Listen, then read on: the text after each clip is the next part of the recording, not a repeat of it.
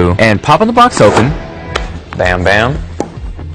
S7 Edge, which is cool because it's actually bigger this year, and a really weird looking SIM tool. You ever seen anything like that?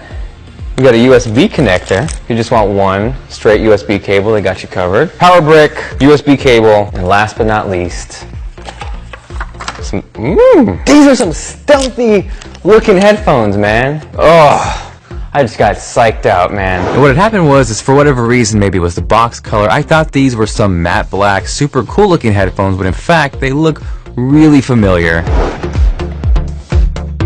As far as sound quality goes, they sounded, yep, you guessed it, like stock headphones. Earpods sound better. Sorry.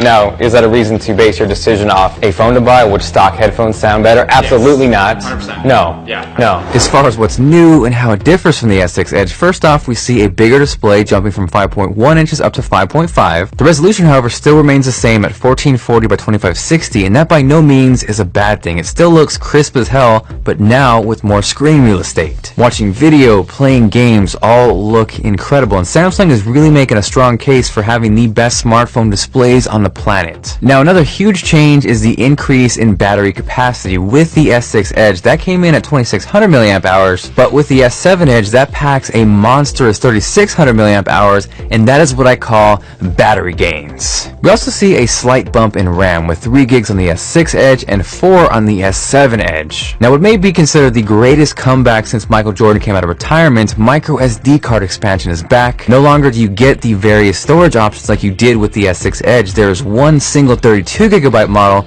that can be expanded an additional 200 gigabytes with that micro SD card. There is also improved Edge functionality. It's cleaner, it's more intuitive, and really just taking advantage of the screen real estate in a more efficient manner. Lastly, on top of a bigger screen and internal changes, the entire feel of the S7 Edge has changed as well. The back of the S7 Edge is flat now, and in turn, that has raised the question, Hey Jonathan, one thing that interests me is how the new design with the curved back enables it to be picked up off of the table more easily.